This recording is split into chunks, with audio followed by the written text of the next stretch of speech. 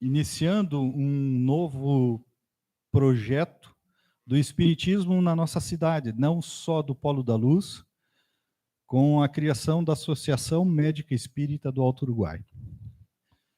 Esse é um trabalho que já fazem pelo menos uns 15 anos, no qual a gente vem tentando formatá-lo, né? E então hoje nós vamos começar a palestra com essa atividade com a AME do nosso Alto Uruguai.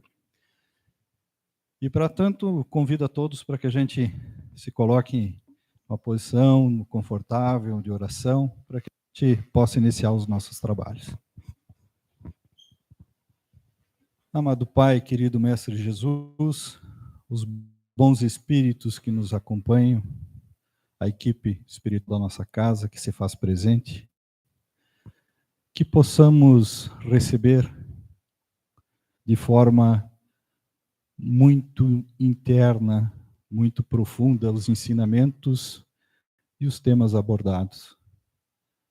Que essas informações possam fazer parte da nossa vida, da nossa essência, para que possamos ter uma caminhada mais tranquila, mais suave e mais feliz.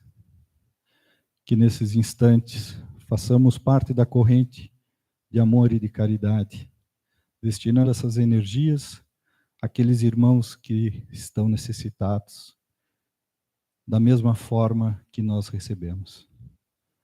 E dito isso, vamos dar por iniciado esse nosso momento, dizendo que assim seja.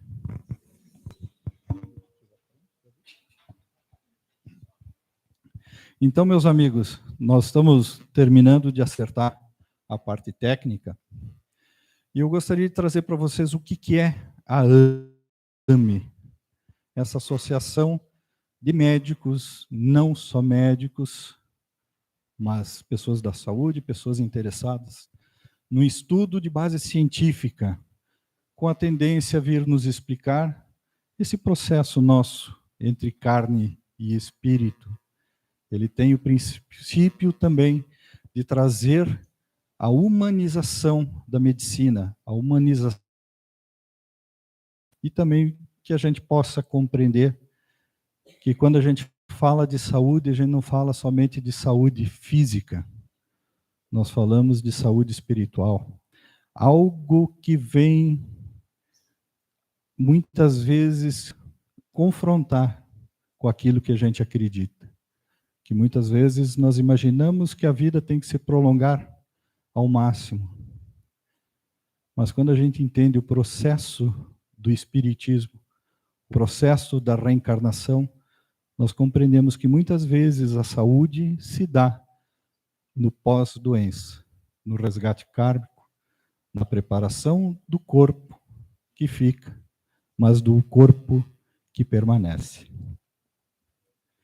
Então, meus amigos, dito isso, nós estamos registrando a Associação Médica do Alto Uruguai, com alguns dos nossos amigos que já estão aqui presentes, e nós temos a figura do Dr. Alisson, que é um oncologista, o nosso presidente emérito, né? É um estudante do espiritismo, um praticante do espiritismo a longa data, com um conhecimento muito profundo, e tivemos a oportunidade, então, de que ele venha nos trazer essas informações, essas lidas para o nosso dia a dia. Então, o que mais dizer? Senão, vamos receber o nosso querido irmão, o Alisson, para nos brindar com a sua palestra.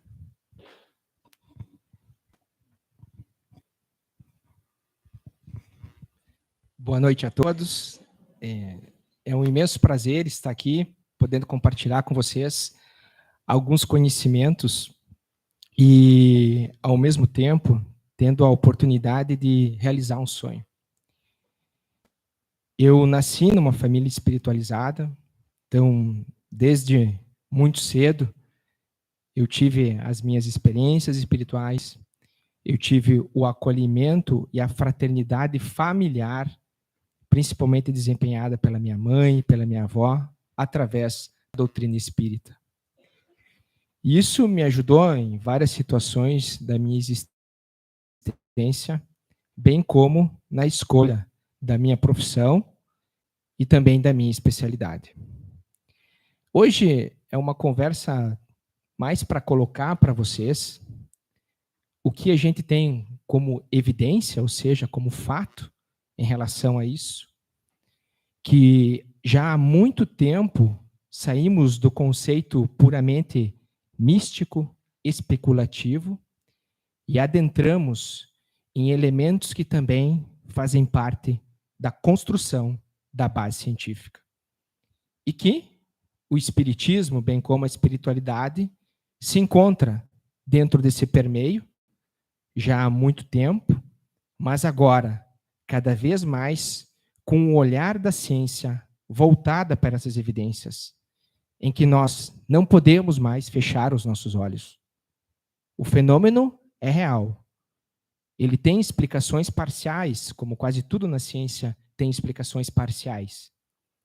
Porque a ciência constrói a sua estrutura baseado naquilo que também ela experiencia, vê, comprova, como evidências, mas que no decorrer do tempo também são mutáveis, assim como a doutrina espírita.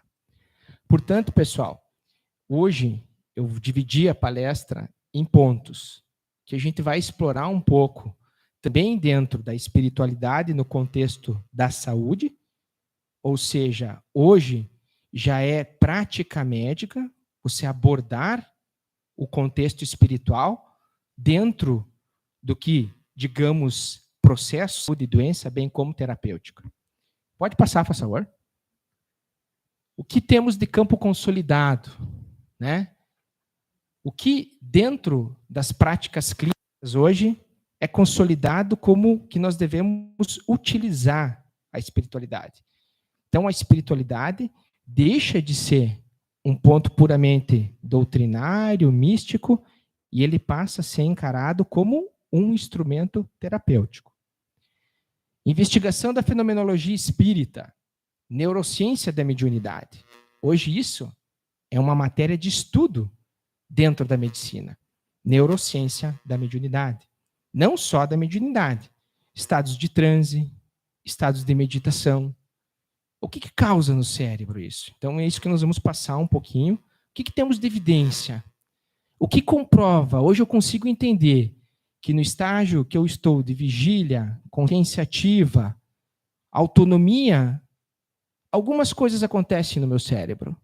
Mas quando eu estou em transe mediúnico, outras coisas acontecem no meu cérebro.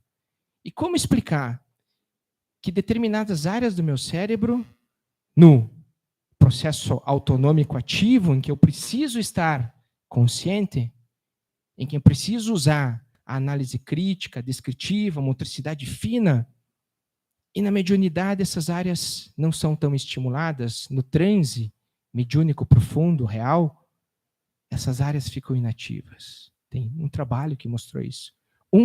Entre tantos outros.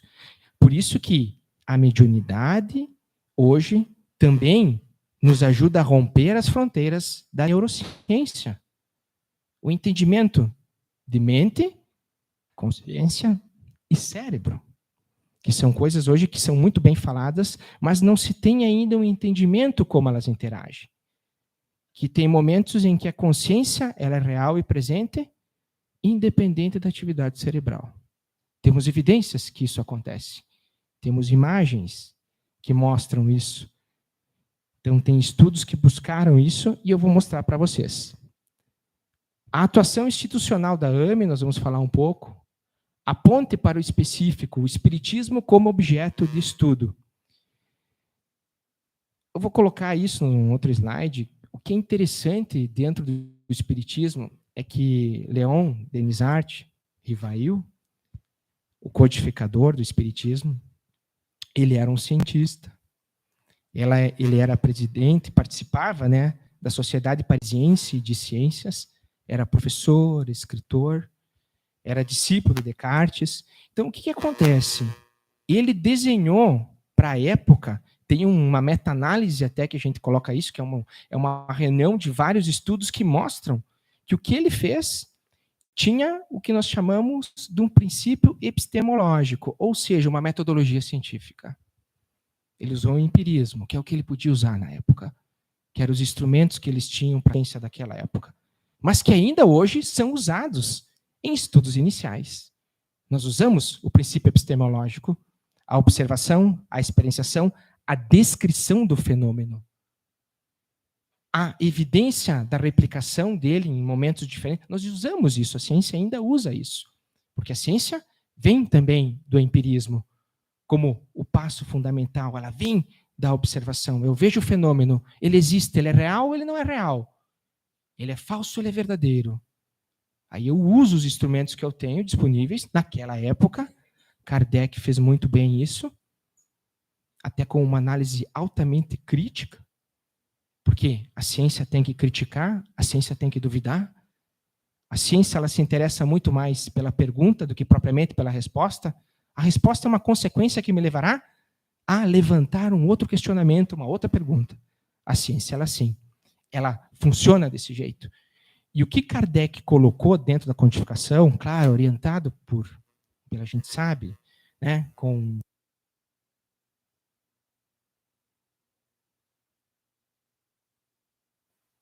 nem precisa. Estão me ouvindo? Eu gosto de então, o que Kardec colocou na codificação do Espiritismo, ele trouxe uma metodologia e nós vamos ver isso. Estudos de caso, o que a gente observa hoje? Estudos de caso.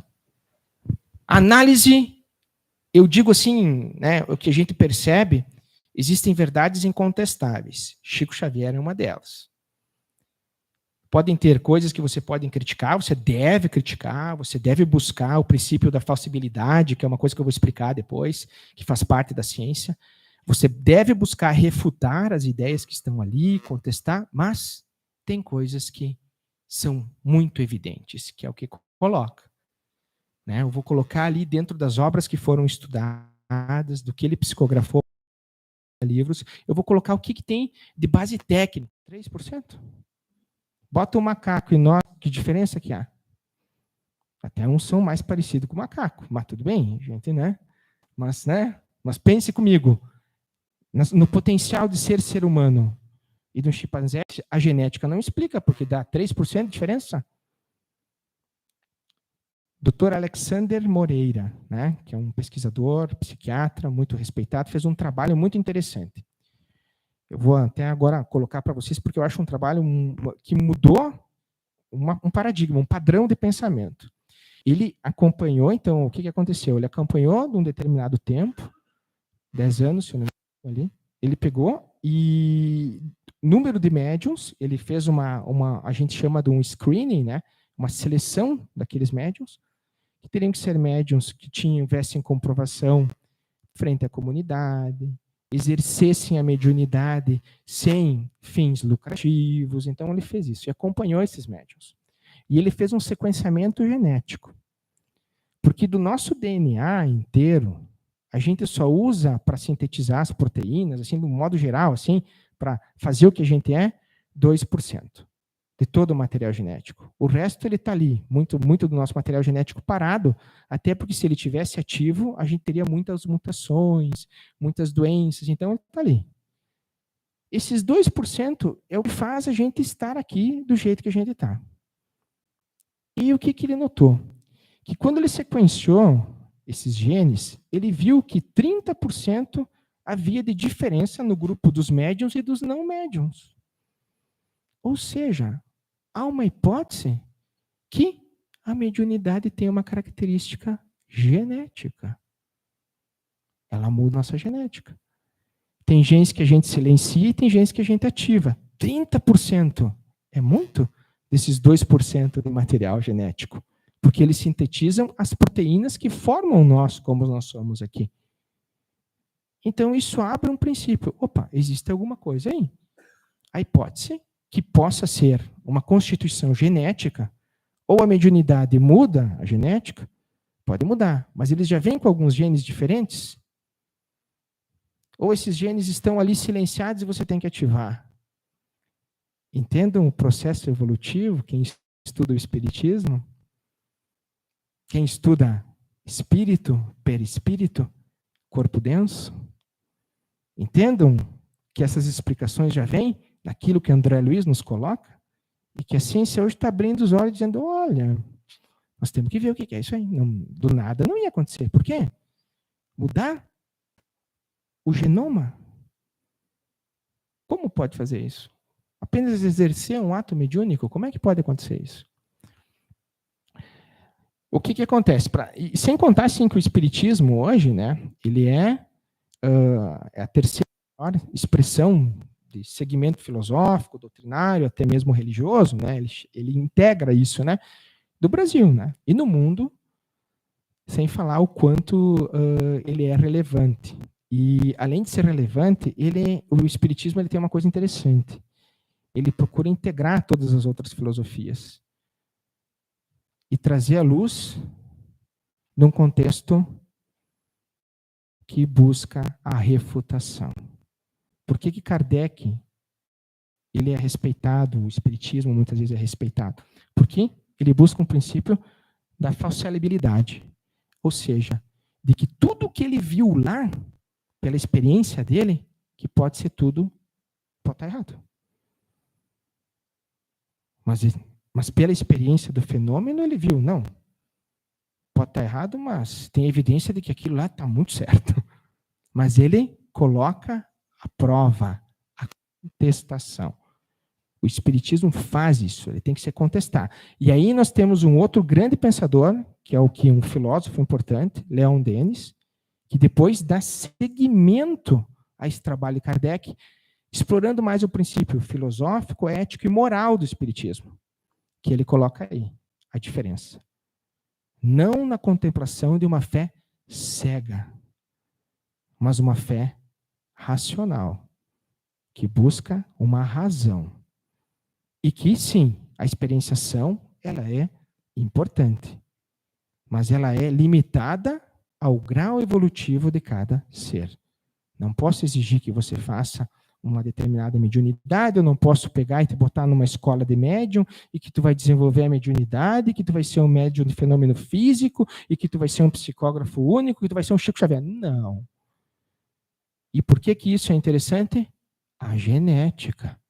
Dr. Alexander está mostrando para nós, por sequenciamento genético, que eles vêm com alguns genes que quem não exerce a mediunidade não vem. Então, ali, você está com esses genes ativos? Você veio com eles? Aí abre esse questionamento. Estão conseguindo, né, entender, pessoal? Se fica muito, porque às vezes a AN tem essa função, tá? Trazer a luz da ciência as coisas, né? Tentar trazer a luz da ciência. Universalidade do ensino dos espíritos. O que ele fez? O Kardec, então, interessante, ele buscou o seguinte: um fenômeno científico, ele tem que ter um método, uma característica. Então, ele tem que ser replicável. E ele não pode ser diferente, que é o que a ciência está vendo hoje. Os estudos são feitos no Oriente, com a cultura deles lá, com as expressões filosóficas, espirituais deles, e são feitos no Ocidente. Mas o que acontece no cérebro deles é o mesmo. E os fenômenos, por mais que tenham ritos diferentes, são muito parecidos. Ou seja, Kardec replicou isso com vários médiums e viu que aconteciam de um jeito parecido. Se repete. Tem o princípio da universalidade. Opa, alguma coisa está aí que é ciência isso? É. É uma ciência ainda empírica, mas é ciência. Pode passar? Olha só, o que acontece? Aqui nós temos os pontos fortes para a época. A atitude empírica, que eu coloco, a busca por replicação e a abertura à refutação. Ou seja, ele diz, vocês podem contestar isso, mas vamos ver isso sem preconceito, gente. Não vamos dizer que isso aí é coisa da imaginação. Porque a imaginação, hoje, à luz da tecnologia, ela está virando realidade. Quem descobriu e desenvolveu toda a teoria do buraco negro fez isso 100 anos antes de ter instrumentos técnicos para comprovar. Einstein, quando fez a teoria da relatividade, a mesma coisa. Ele fez todos os cálculos, tudo, compilou, entregou, era uma teoria, mas não era uma verdade. Hoje nós temos instrumentos que comprovam que aquilo que ele falou é verdade. A energia escura também. Então, mas demorou 100 anos para eles entenderem, porque não tinham instrumentos tecnológicos. Então, eu não posso dizer que tudo é coisa da imaginação. Isso é uma resposta muito simplória. Posso, é tua imaginação. É só tua crença. Não. Não posso. O que acontece? Limitações metodológicas, ele coloca, ausência de controle, inexistência de protocolos randomizados. O que acontece? A ciência ela vai subindo escadas para que os estudos tenham mais poder para confirmar se aquilo pode ser um fato real, verdadeiro, ou se aquilo realmente é nulo, não tem diferença nenhuma. Então, naquela época, ele não conseguia. Hoje, já tem estudos buscando isso. Já tem pessoas muito sérias e que dedicam uma vida inteira para fazer isso. Pode passar? A neurociência da mediunidade, né? Olha que interessante. Foi feito um estudo também da saúde mental dos médiuns. Antigamente, quando você tinha uma expressão mediúnica, existe um CID até, dentro que Classificação Internacional das Doenças, que diferencia um estado de uma paranoia, de uma esquizofrenia, de um estado mediúnico. Antigamente, isso era visto, quantos médiuns ficaram albergados em sanatório? Isso aí não existe mais, mas quantos ficaram? É louco. É louco, louco. Amarrata, vai medicamento, vai isso. Pessoal, não há muito tempo atrás, quem tinha um comportamento, por exemplo, tinha uma tendência, né? Por exemplo, lá, tinha uma identidade sexual ou homossexual. O que eles faziam? Inativavam o centro do lobo frontal. Faziam pá. O cara ficava sem vontade, nada. É doença. E levavam isso, e quem fazia eram os grandes médicos. Não, isso aí tem uma explicação. Vamos fazer. Podia se fazer tudo. Não se contestava. Muitos médiums também tranca como louco, ou isso aí é esquizofrenia, só esquizofrenia. Existe sim o CID para diferenciar. Existe a anamnese. Por isso, como é que eu vou diferenciar como médico, psiquiatra, ou como médico que trabalha com pacientes, que isso é um estado mediúnico, transe, ou é uma doença? E aí tem trabalhos que mostram que médiums que exercem a sua mediunidade têm uma saúde mental acima da média. Por quê? Diminui a chance de suicídio, diminui doenças, porque ele faz quem exerce isso de verdade, ele faz a sua reforma íntima, reconstrução interior, melhoramento. Ele não é um médium que só exerce ou lê algumas palavras, né? Claro, existe, né? Mas assim, uma grande muda. Você vai mudar se você vai conhecer, aprofundar ou buscar esse conhecimento. Então, hoje, nós conseguimos entender isso. Então, não é mais uma doença, como era antigamente. Não, isso é doença. Muito além disso hoje. Então, você tem um CID para diferenciar. Os estudos de neuroimagem, olha que interessante, tá? Esse aí é um estudo de 2012, mas eu encontrei mais estudos, mas eu coloquei esse aqui. O que eles fizeram? Eles pegaram 10 médiums e eles mapearam, através de uma tomografia, a atividade cerebral no momento em que eles estavam no transe mediúnico e sem o transe mediúnico. Ou seja, tu dá um papel para tu escrever. Escreve aí uma redação. Sabe isso aqui. Tu não está no transe mediúnico. Agora nós vamos fazer essa imagem quando tu está no transe mediúnico. Faz lá, psicografando. E vamos fotografar, vamos lá fazer uma análise do efeito cerebral. E o que eles viram? Quando a gente precisa desenvolver uma atividade de raciocínio lógico, motora fina, eu preciso acionar o córtex frontal e o pré-motor. Porque é uma atividade de autointelecto. Eu tenho que estar concentrado para fazer aquilo. No momento que eles não estavam em transe, o cérebro normal. Foi nessas áreas que eles viram. No momento que ele estava em transe, Qual área que foi? Foi a área do giro temporal superior e a do hipocampo, ligada à sensibilidade, processo intuitivo, meditação, transe. Aí uma dissociação totalmente completa. Como que eles fizeram isso? Aí eu entendo, levanto uma hipótese. Como é que o cérebro divide? Tanto que isso aí prova o seguinte. Vamos pegar agora um cara que finge que ele é médium. Ele vai lá, estou prescrevendo do Ayrton Senna. Tem que ser o Ayrton Senna que assina no final. Chico Xavier mandou uma mensagem, que não pode ser, né? O que ele está usando? O córtex frontal. Ele não está usando a área que o médium em transe mediúnico usa.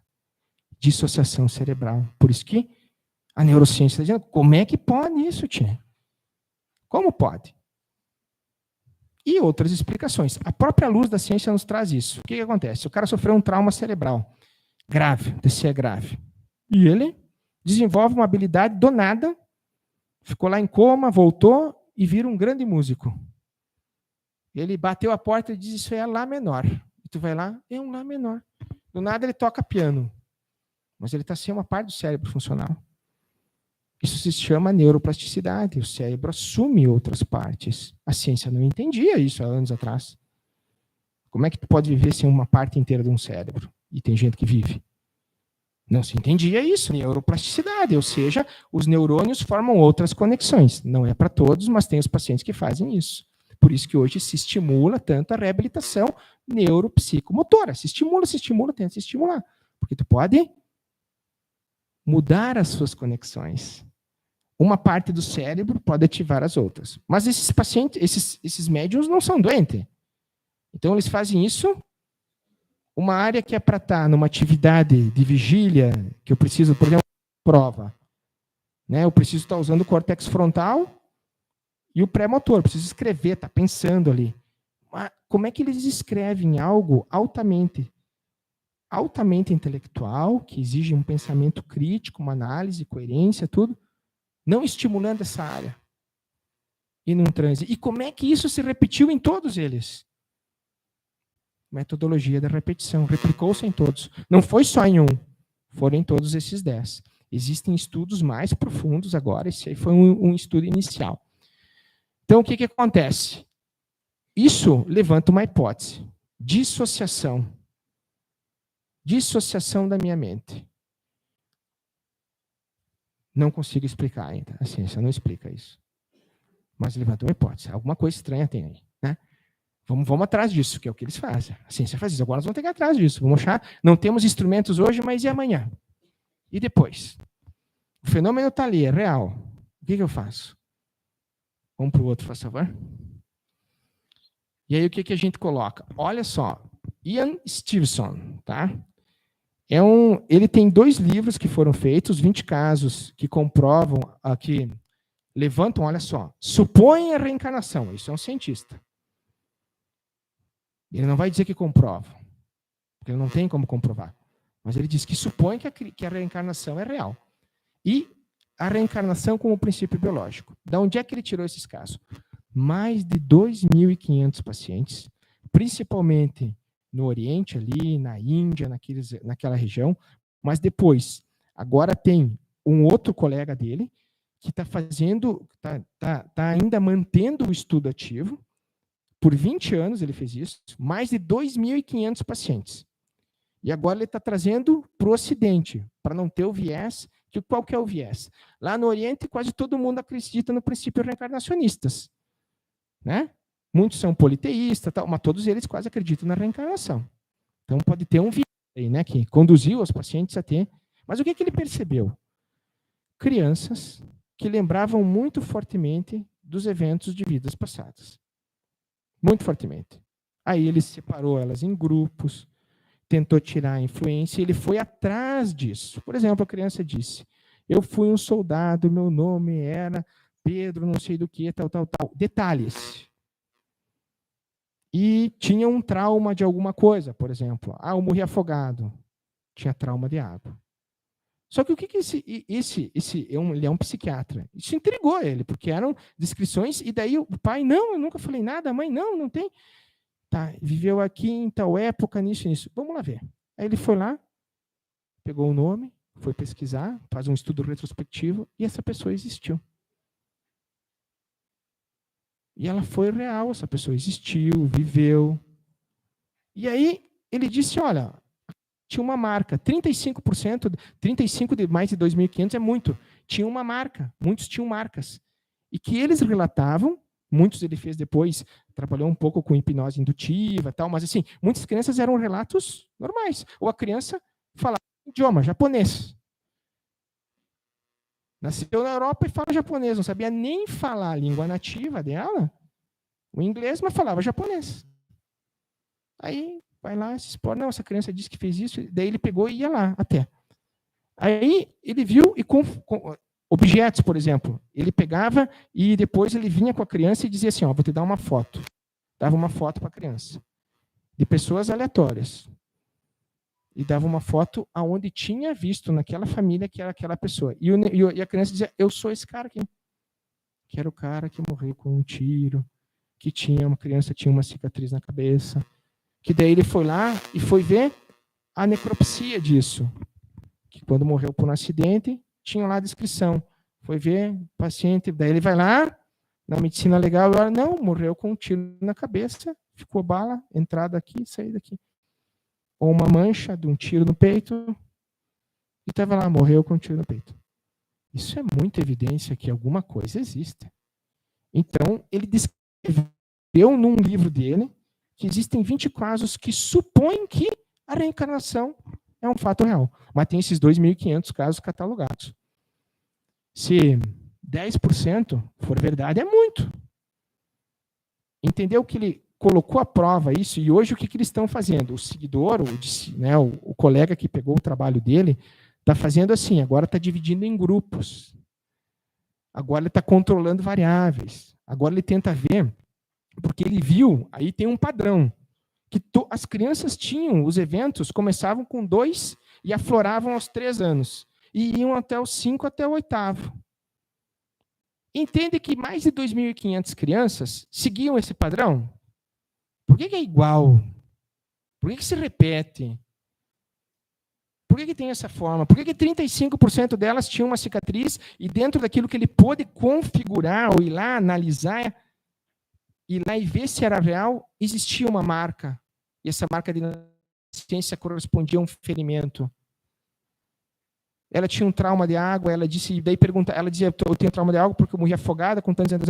Crianças até que tinham um determinado que descreveram que tinha uma boneca ou um brinquedo, e ele foi lá e existia esse brinquedo. Existia essa boneca. Como é que pode lembrar tanto assim? Será que é um efeito puramente da imaginação? Da mente? Ou há algum contexto real nisso? A gente tem que ver, né? A gente não pode ficar à luz da ciência aí, né? Tem ali as fraquezas, eventos de quase morte. 10 hospitais na Holanda, 344 pacientes, e o que acontece? São muito parecidos os eventos de quase morte. O paciente se vê fora do corpo, sensação de paz. O paciente está morto. Em alguns casos, mais de 30 minutos. E ele reconheceu o médico que atendeu ele. Lembrou do nome. Abraçou e agradeceu. E o médico, mas como, se o cara nunca tinha me visto? Como é que ele pode lembrar disso? Médicos passaram por essa experiência e começaram a contestar. Não pode, estou morto, eu me vi fora do carro, estava assim, eu fiquei ali, eu vi que fui reanimado, voltei, mas como eu estava morto, entende? Eu conversei com a minha avó. Eu conversei com a minha avó. Então, será que foi puramente a minha mente que fez isso? Uma coisa tão significativa? Ela me falou coisas tão verdadeiras, mas eu nem conhecia a minha avó. Depois eu perguntei lá para minha mãe e ela disse, não, essa é a tua avó, uma pessoa assim, assim, assim. Mas como? Eu nem conhecia. Mãe, uma pessoa assim, vou te contar o que aconteceu comigo, uma pessoa assim, eu estava vivendo uma experiência quase morte. Mas o interessante é que grande parte dos pacientes que sofrem evento de quase morte tem uma mudança significativa da vida deles. Um despertar diferente. Olha, isso se replica em vários lugares do mundo, porque é um dos eventos mais estudados hoje. Tanto que tem hospitais que fizeram um trabalho interessante, que eles vão publicar esse estudo, que é assim, no momento que o paciente morre, eles vão tentar deixar um relógio, alguma coisa que seja um padrão. Ou seja, se o cara morreu, eles vão perguntar, tu viu? O que você viu em cima do monitor? Ou uma imagem. O que você viu? Tinha um quadro assim, entende? Para ver se isso configura dentro de um determinado hospital, se aquilo é replicável para os outros, que vão ter essa experiência de quase morte. Porque eu tenho alguma coisa aqui, eu estou vendo um objeto que é comum aos outros, ou seja, não tinha atividade cerebral. Estava em parada cardíaca. Como é que ele lembrou disso tão significativamente? Foi tão real isso. Como é que ele viu? Como é que ele sabia que o nome do colega que estava lá era esse, que fizeram isso, que trataram ele desse jeito, daquele jeito? Como isso? De forma tão viva. Se ele estava morto para a ciência, né? Então, por isso que não se entende ainda o que é mente e consciência. Não conseguimos ainda pôr um ponto nisso, né? Na verdade, está muito longe disso. Pode passar? Chico Xavier, 450, mais de 450 livros, né? Olha só. Foram feitas análises grafotécnicas, ou seja, vários especialistas em linguística, em reconhecer a letra, porque a grafotecnia é uma ciência, né? Busca lá realmente se aquilo que ele escreveu era da pessoa que ele escreveu. Em muitos escritos que foram psicografados, condizia com a letra e com a assinatura. Mas o mais interessante era o conteúdo.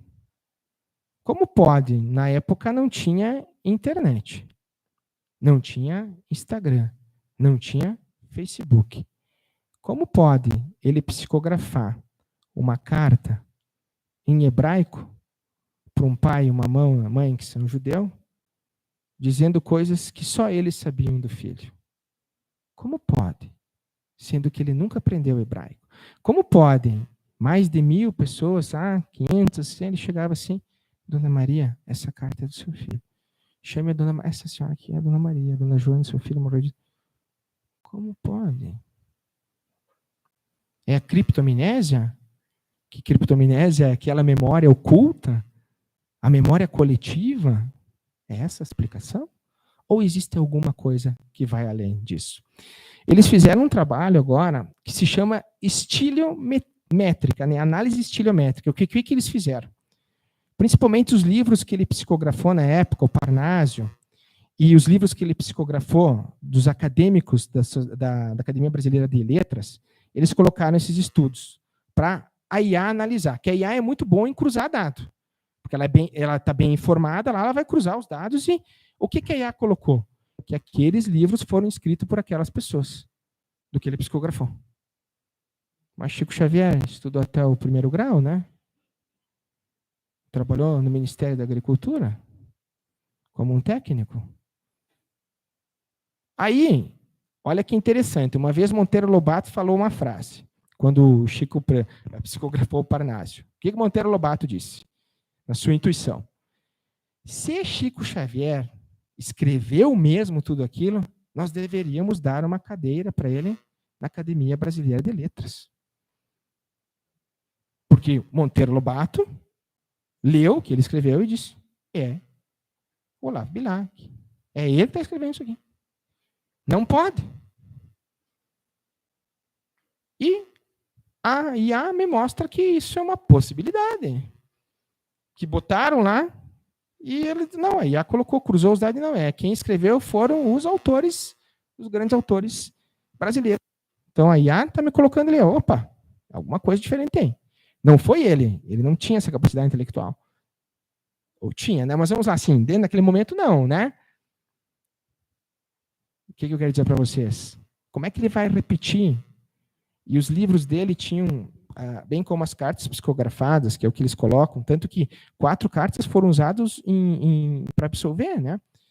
Com assinatura igual. Mas como é que ele vai replicar a assinatura de mais de 1000 pessoas? Que baita falsificador, né? Eu fico pensando, né? É um gênio da falsificação. Onde é que ele aprendeu tudo isso? Onde é que ele conseguiu toda essa informação? Como é que ele vai escrever igual o Olavo Bilac, que é para nós, né, que estudamos ele na adolescência, como é que ele vai ser tão igual assim? É um gênio. Dê a cadeira na Academia Brasileira de Letras. Monteiro Lobato falou isso aí, dê para ele, porque ele é um gênio se ele escreveu tudo aquilo ali. Porque eu estou reconhecendo os grandes autores aqui. Será que não é verdade? A gente ainda não consegue provar totalmente. Então, as obras de André Luiz, né? Psicossoma, Perispírito. O que o André Luiz? O André Luiz, ele se antecipou a algumas coisas que hoje a gente está começando a entender melhor. A psiconeuroimunologia, que é essa intervenção da mente nas questões do corpo, ele já se antecipou um pouco nisso.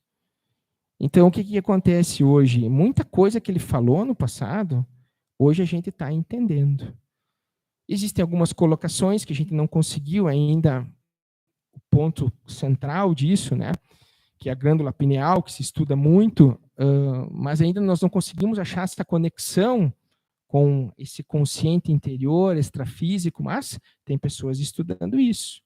Então, o que ocorre? Muitas coisas que ele psicografou foram analisadas à luz da ciência médica, e o que ele falou altamente tem propriedade, o que ele falou.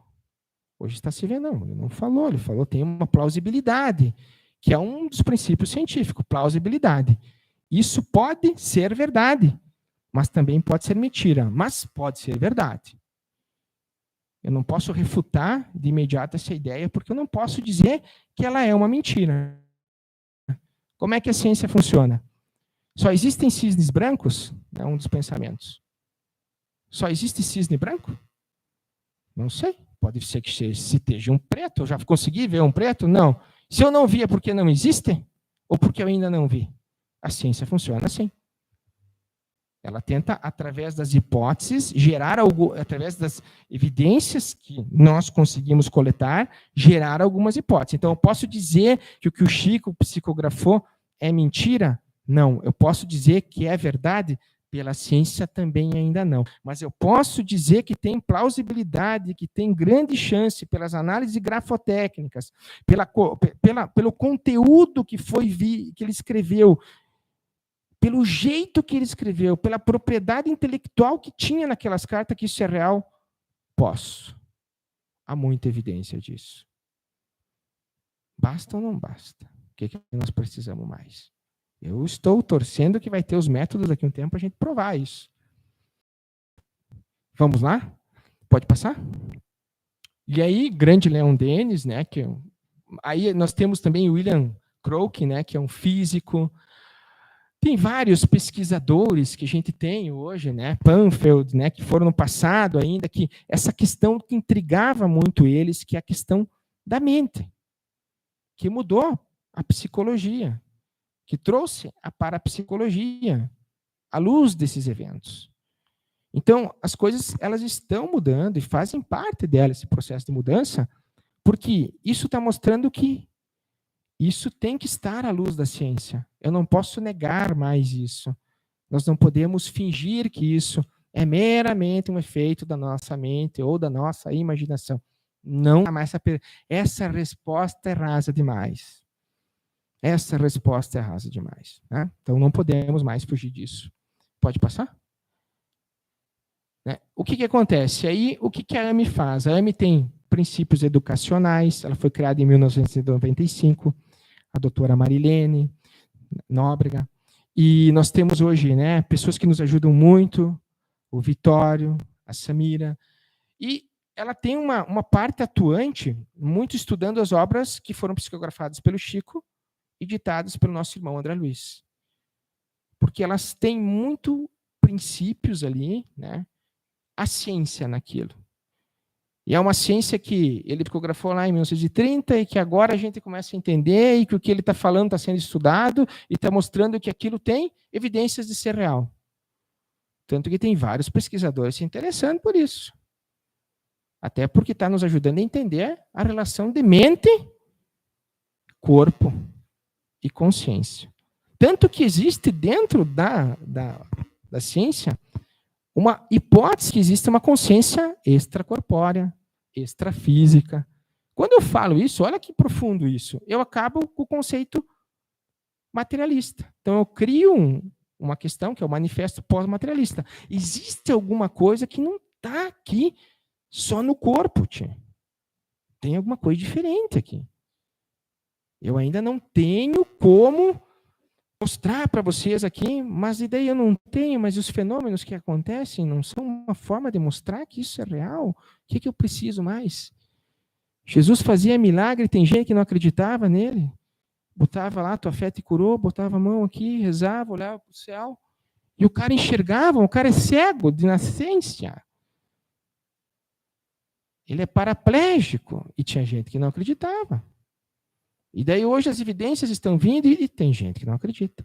Mas eu, como cientista, realmente eu tenho que contestar. Por isso que a gente tem que contestar, tem que ir atrás. Porque é assim que a gente vai criando corpo, conhecimento, aprendendo e evoluindo. Né? Mas que tem muita verdade nisso e que eu acho que cada um já tem as suas provas, isso já aconteceu. Né? Pessoal, pesquisa, então tem núcleo de ensino e pesquisa, AME, assistência também, então a ideia, né, é a gente criar, né, o Edson, a Fábio, as pessoas que vieram para integrar todos, né, que eu acho que a gente tem que se unir mais, pensar muito mais de viver a experiência dentro da espiritualidade também, isso é importante. Buscar a nossa reforma íntima, a nossa construção como um ser melhor. Pense comigo, Leon Denis falou muito disso. Olha a beleza que é a doutrina espírita. Você é um ser espiritual vivendo tão somente uma experiência humana. É uma doutrina que fala de benevolência, indulgência e perdão para com todos. É uma doutrina que não julga, não condena. É uma doutrina que diz que sempre há espaço para a mudança, para a transformação, para o aprendizado.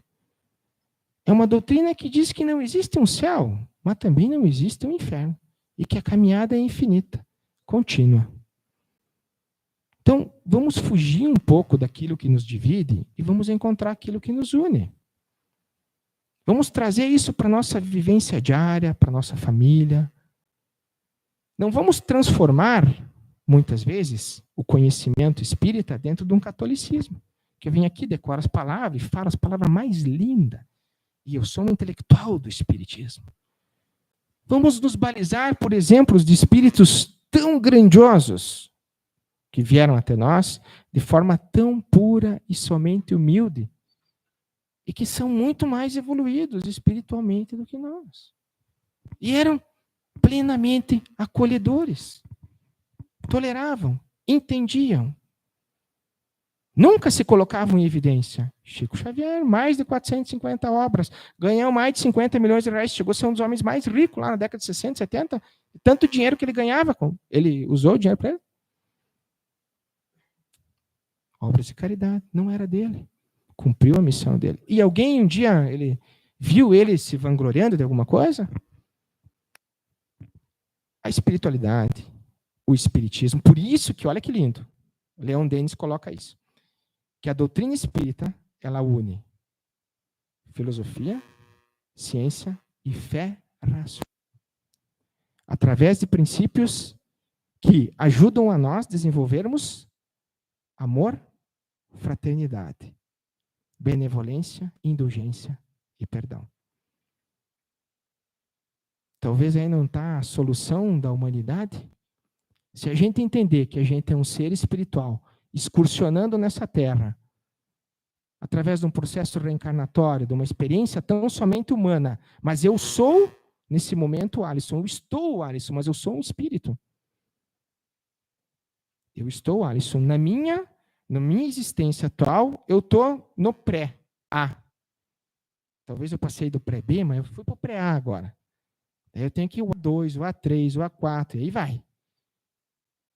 Eu estou no pré. Então, para minha evolução, eu tenho que estar o Alisson nesse momento, dentro daquelas condições que a vida me colocou, que eu escolhi, e que muitos outros me ajudaram a escolher, para que eu consiga trabalhar esse meu eu interior, esse estado espiritual que eu tenho, para aumentar a minha bagagem. Por isso que a doença, o sofrimento é aprendizado. Eu não canso de ver, pessoal, que as manifestações mais lindas que eu vi na vida são durante a dor. A doença era democrática. A doença, ela nos coloca no nosso real estado existencial de ser. Às vezes a gente não é prepotente, acha que controla as coisas. A gente não pensa na morte, mas não pensando na morte, a morte deixa de existir. O relógio, o cronômetro da vida está ligado. A doença, a dor, o sofrimento só faz que eu olhe para o relógio. Agora eu descobri que eu tenho um tempo, então eu quero fazer o que eu não fiz. Agora eu tenho que ir lá perdoar o fulano, agora eu tenho que tentar. Agora eu tenho que tentar perdoar, eu tenho que tentar aprender, eu tenho que tentar mudar. Mas daí o tempo passou. Você viveu uma expectativa, não o presente. Por isso que qual é a nossa existência mais importante? Por isso que a gente não tem que estar importando. Numa reencarnação passada eu fui um poeta. Na outra eu fui um não sei o quê, um grande político. Tu entende? A gente só quer lembrar as coisas boas, né? Veja que não lembrar é uma benção. Porque olha as características que nós temos. E olha o mundo que nós estamos. Nós não conseguimos ainda solucionar problemas simples, básicos. Ainda lutamos por guerra, não nos entendemos. Ainda um quer ser mais bonito que o outro. Né? Ainda está nisso aí. Não desenvolvemos o básico da fraternidade ainda. Começamos, sim, mas não desenvolvemos de uma maneira que poderíamos ter desenvolvido depois que tantos seres com tanta evolução cruzaram a nossa caminhada. Ainda bem que não lembramos as nossas reencarnações. É uma benção. Então, qual que é a sua reencarnação mais importante? Agora. O amanhã é uma incerteza. Quantos de nós conhecemos que estão doentes, não estão bem, saudável, eu vou ali fora, sofro um acidente, infarto, fico doente, de uma hora para outra. Ou a doença me avisa que eu vou ficar doente. Eu tenho a premonição, não, eu vou morrer de tal hora, vai ser desse jeito. É assim que funciona? Não, não é assim. Então, o que nós fizemos com a nossa vida? As pessoas fogem dos seus problemas. A família não me entende. Eles não me entendem. Eu nasci na família errada. Não, cara. Tu nasceu na família certa. Tu pediu. E é lá, com aquele ser que tu não entende, que é que tu tem que se fazer entender ou aceitar que ele não te entenda, se tu tem um pouco mais de esclarecimento. Se tu já tentou buscar isso. Porque um dia alguém tem que fazer. Um sentimento de ódio, ele só é quebrado por um laço de amor. Mas ele não é uma coisa assim, hoje eu perdoei, agora eu viro um estereótipo que eu estudo o espiritismo e agora eu sou um santo. Né? Agora eu falo palavras bonitas, eu doutrino as pessoas, eu vou lá e falo porque eu quero doutrinar elas. Mas tem que seguir o espiritismo. Cada um só aprende por si mesmo. Jesus impôs alguma coisa? Chico Xavier impôs alguma coisa? Não é a teoria, não é a expressão da fé através da caridade, e a caridade não é benevolência, indulgência e perdão para com todos? Olha como é difícil. Quanto mais eu penso nisso, quanto mais eu vivo, quanto mais eu tento entender, mais eu sinto que é difícil, mas que é necessário. Quando conseguirmos, talvez, fazer 10% disso, grande parte dos problemas que temos vão deixar de existir. A gente vai entender que quando você faz o mal, você faz para si mesmo. Você pensa mal, o pensamento é uma ação, então eu vou tentar evitar isso. Aí eu posso até sentir ódio de alguém, mas eu vou pensar assim, mas não vou criar um rancor nisso. Eu vou tentar assim, não, por que eu estou sentindo ódio? Ela não me entende, não me compreende, ela não muda, ela me machuca. Ela me ofendeu. Mas o que eu tenho que fazer? Eu aceito essa ofensa como minha, mas foi dela. Isso vai me fazer bem ou vai me fazer mal?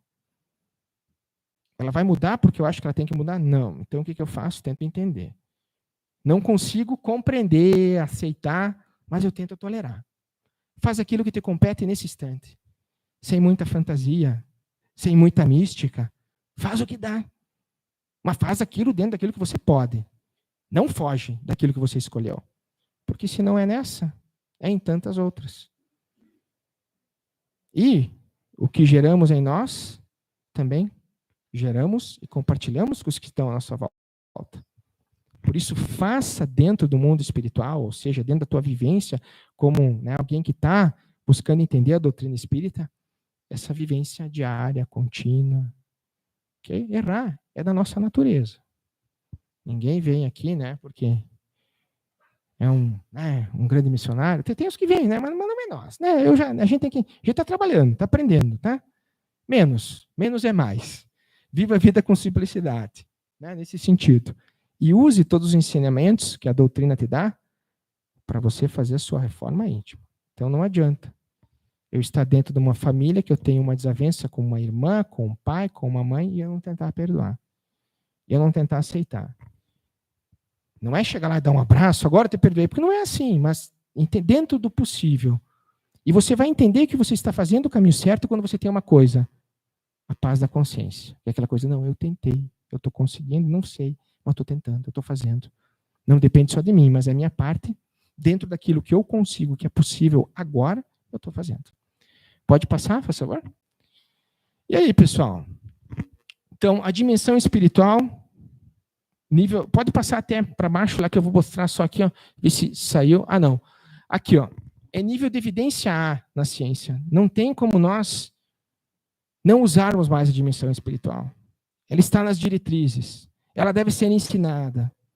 Ela deve ser explorada. Porque ateu tem pouco na Terra, até acredito. Porque a maioria dos ateus que eu conheci, em algum momento, eles chamam alguma coisa. No momento da dor, principalmente, acredita, existe alguma coisa, né? Eu acho que existe. Tu quer que eu converse contigo? Aí, tá? Dentro do que tu acha que pode ser real, plausível? O que tu acha? Bom, existe. Porque, assim, pessoal, é uma coisa muito distante para a gente entender o que é isso. Vamos pensar assim, a gente nasceu no Big Bang, 13,5 bilhões de anos atrás. Mas antes do Big Bang, o que havia? Nós vamos perguntar para um ateu, ele vai dizer nada.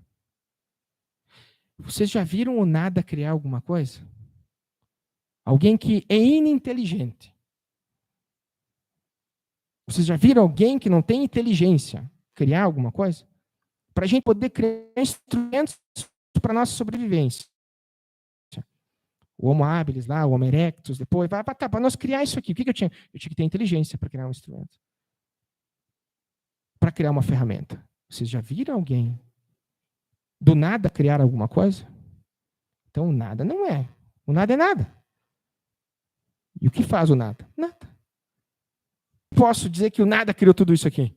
Como é que eu posso dizer que mais de 500 mil coisas que tem que acontecer ao acaso para eu estar vivo aqui? Como é que eu posso que os meus genes, que são 2% lá, que tem menos de 3% de diferença do chimpanzé, fazem eu ser eu e o chimpanzé. Por quê? Isso aí. Quem que mudou?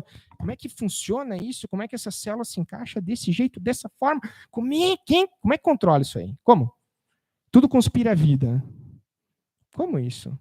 Até nos lugares mais recônditos, difíceis, no nosso planeta conspira a vida.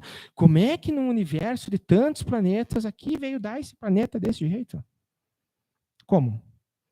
E hoje a ciência já entende que, né, mais de 6 mil planetas como o nosso pode existir só na nossa Via Láctea. E a nossa Via Láctea tem mais de 300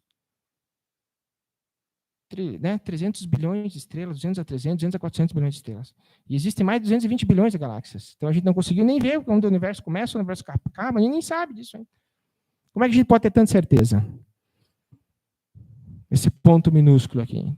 Então é mais dúvidas. Feliz de nós que ainda estamos nas dúvidas, né?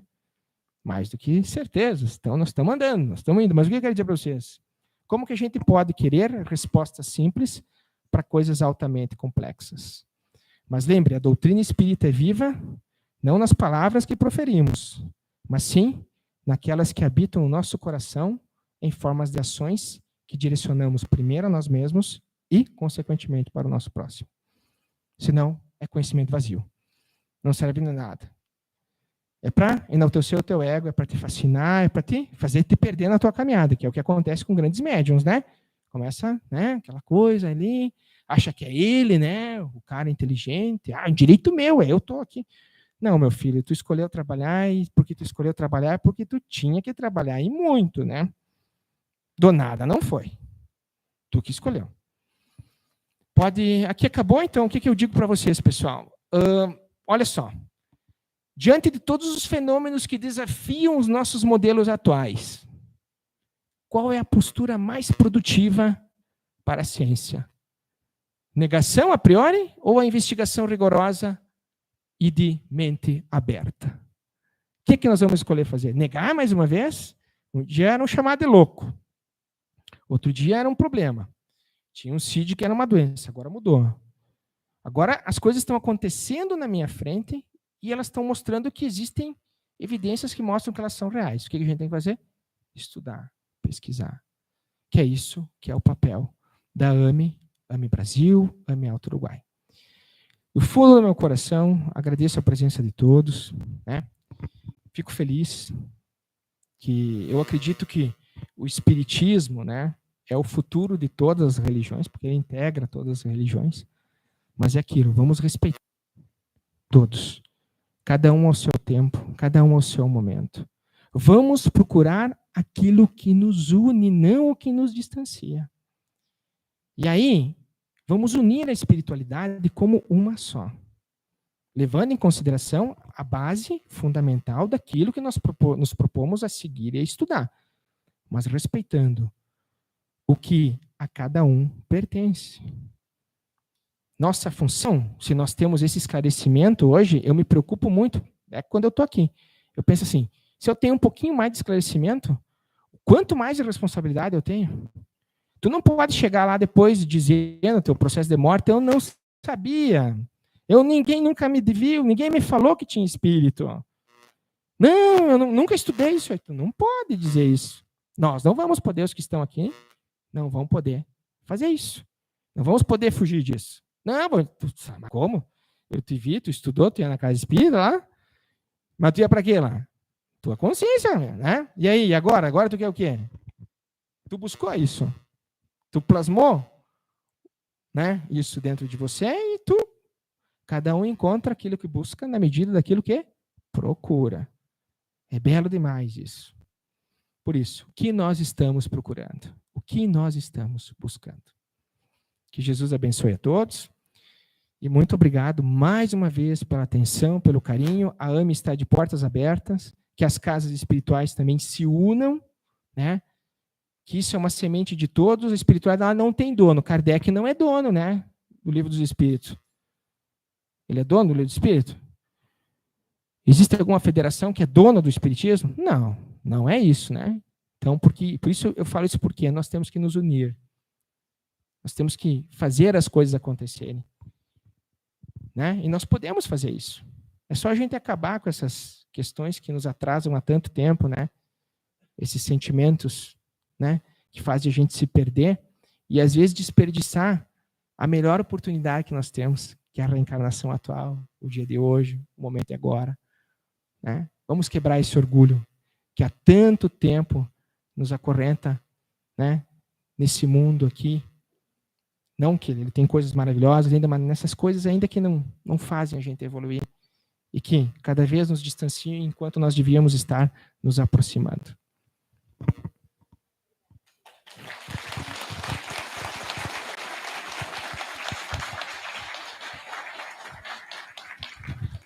Só temos a agradecer nosso irmão querido Alisson por tanto que nos explicou. E vejam, né? A gente imagina a ciência está muito mais próxima do espiritismo, da espiritualidade que a gente possa imaginar. Isso é tão bom porque vem corroborar os nossos anseios, né? A gente procura o espiritismo geralmente pelos caminhos da dor. E agora a gente está vendo que ele está evoluindo cada vez mais e que o espiritismo pode ser o caminho da cura para muitas coisas. Muito obrigada. Sempre portas abertas. Meus irmãos queridos, então vamos, através da nossa prece de encerramento, hoje nós vamos fazer um passe coletivo. Nossos irmãos da casa já estão posicionados para irradiar as energias benfazejas.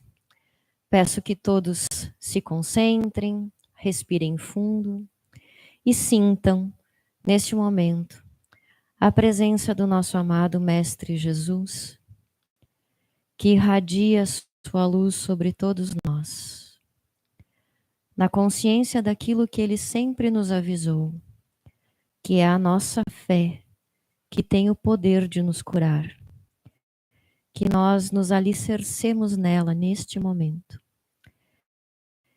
E que sintamos e imaginemos e pensemos em tudo aquilo que precisamos equilibrar em nossa vida.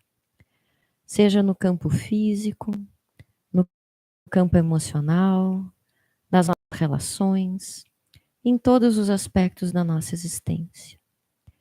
E vamos ter a firme certeza, a firme convicção que a nossa fé tem este poder de cura e que neste momento, através dos nossos amigos da espiritualidade maior, através da nossa própria vibração do nosso espírito, do nosso princípio vital, que esses elementos de cura possam cair sobre cada um de nós, trazendo tudo aquilo que a gente precisa para o nosso restabelecimento. E neste momento, profundamente agradecidos pela presença de todos, pela presença do nosso irmão Alisson, por tudo que ele nos ensinou, pela espiritualidade superior que tão carinhosamente trabalha nesta casa, e por esse passe que todos nós, neste momento, recebemos. Agradecemos profundamente a Deus e a Jesus, e hoje encerramos o nosso encontro desta noite, dizendo que assim seja. Muito obrigado. Peço a gentileza que vocês possam saindo assim em fila, né, para poder pegar a sua aguinha fluidificada na saída. E até o nosso próximo encontro, meus irmãos. Muito obrigada. Até mais.